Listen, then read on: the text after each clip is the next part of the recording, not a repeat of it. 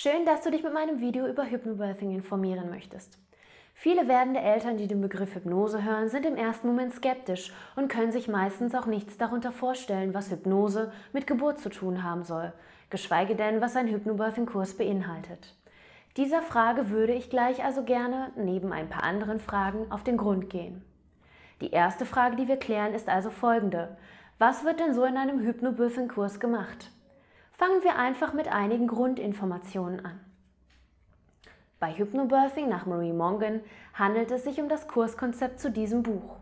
Der Kurs umfasst insgesamt 12 Zeitstunden und ist darauf ausgelegt, dass die werdende Mama und ihr Geburtsbegleiter den Kurs gemeinsam besuchen. Meist ist dies der werdende Papa.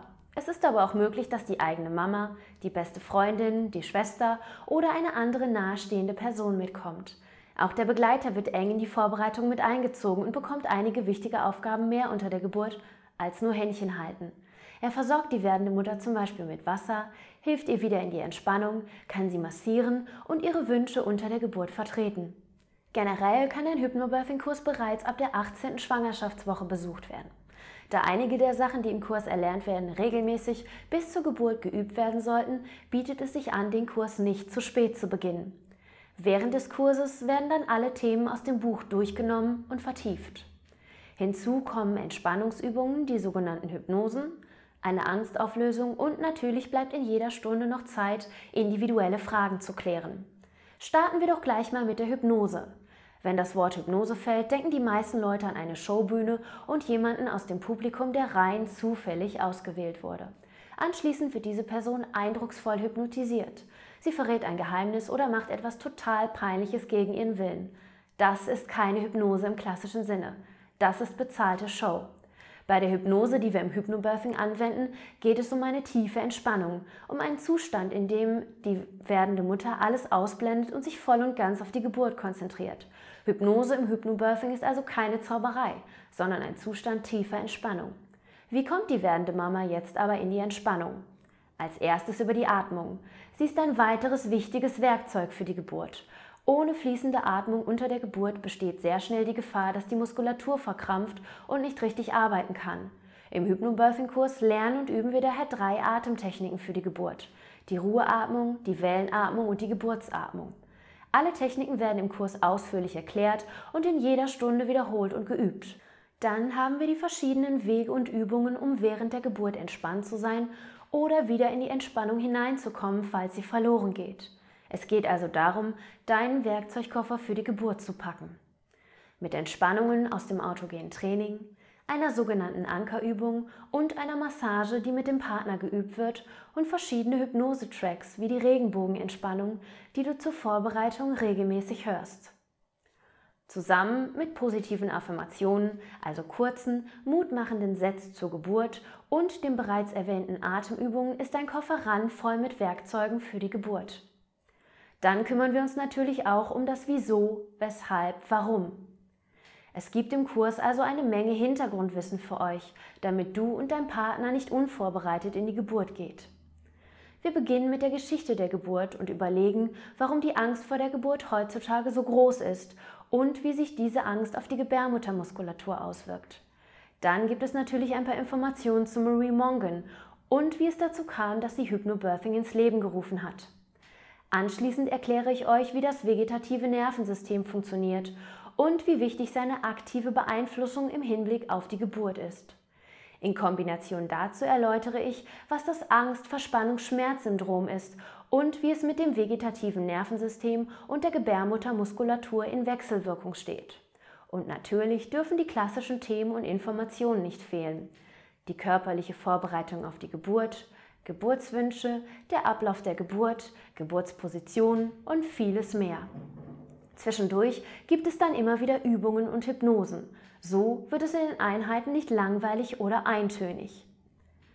Und jetzt würde ich dir gerne noch ausführlich erklären, was das Angst-Verspannungs-Schmerz-Syndrom ist, wie es mit dem vegetativen Nervensystem zusammenhängt und was die Gebärmuttermuskulatur damit zu tun hat.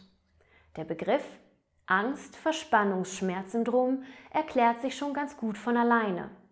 Wenn eine werdende Mutter an die Geburt denkt, ist da meistens Angst.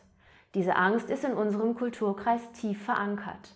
Angst vor dem, was kommt, Angst vor den Schmerzen, Angst, dass man die Geburt nicht schafft. Diese Angst führt im Körper aber unterbewusst zu Verspannungen in der Gebärmuttermuskulatur. Vor allem unter der Geburt ist das ein großer Nachteil, weil die Muskulatur da nicht für und mit dem Körper arbeiten kann, sondern gezwungenermaßen dagegen arbeitet. Die Konsequenz? Schmerzen. Die werdende Mama befindet sich also in einer Spirale, aus der sie bewusst wieder heraus muss, wenn sie sich unter der Geburt darin befindet. Kommen wir hierfür zur Gebärmutter. Die Gebärmutter ist nämlich eigentlich nur ein großer Muskel mit längs- und quer verlaufenden Muskelsträngen, die kontrahieren und entspannen können. Unter der Geburt kontrahiert die Gebärmutter also während der Wellen und entspannt zwischen den Wellen. Die längs laufenden Muskeln ziehen das Baby nach unten, die oberen quer verlaufenden schieben mit. Unten am Gebärmutterausgang befinden sich ringförmige Muskeln, die den Muttermund 9 Monate lang fest verschlossen haben. Sie sind also wirklich stark und können bei Druck von oben gut gegenhalten. Unter der Geburt, wenn während der Welle das Köpfchen vom Baby aber durch die kontrahierende Gebärmutter gegen diesen Muskelkranz gedrückt wird, ist seine einzige Aufgabe aber loslassen. Wenn der Beckenboden dann noch schön entspannt ist, kann der Kopf immer tiefer ins Becken wandern. Ist die Muskulatur aufgrund von Angst vor möglichen Schmerzen aber verspannt, drückt der Kopf des Babys also immer wieder gegen diese feste Muskulatur und verursacht, genau, Schmerzen. Hier wollen wir also mit Tiefenentspannung durch Hypnose ganz vorne ansetzen, damit das Problem von Angst und Verspannung erst gar nicht aufkommt. Dafür müssen wir als letztes das vegetative Nervensystem noch mit einbeziehen. Wir befinden uns generell immer im Sympathikus oder im Parasympathikus. Im Parasympathikus ist der Mensch entspannt, fühlt sich wohl und schüttet Glückshormone aus. Im Sympathikus steht er unter Stress und ist auf Flucht und Gefahr sensibilisiert.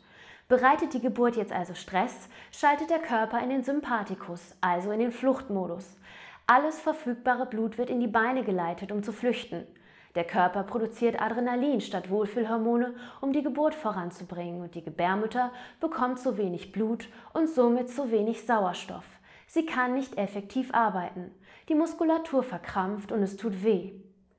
Die nächsten Stationen sind eventuell eine PDA, Wehentropf, künstliches Öffnen der Fruchtblase und andere Interventionen, die das sensible Zusammenspiel aller Komponenten während der Geburt aus dem Gleichgewicht bringen. Das Ziel von Hypnobirthing ist also ganz einfach gesagt, mit Aufklärung und Wissen, Atemtechniken und einem tiefen entspannten Zustand unter der Geburt dem Angst-Verspannungs-Schmerz-Syndrom vorzugreifen, eine optimal arbeitende Gebärmutter zu begünstigen und somit jeder Frau eine selbstbestimmte Geburt zu ermöglichen, ganz ohne Zauberei. Das ist im Kern der Sinn und die Idee, die hinter Hypnobirthing steckt. Ich hoffe, das Video hat dir ein wenig klarer gemacht, was Hypnobirthing ist und was es wirklich nicht ist. Weitere Informationen findest du auf meiner Homepage www.sanftegeburt-hypnobirthing.de. Hast du noch Fragen? Dann schreib sie hier unter das Video in die Kommentare und ich beantworte sie dir gerne. Vielen Dank fürs Anschauen des Videos. Deine Marie.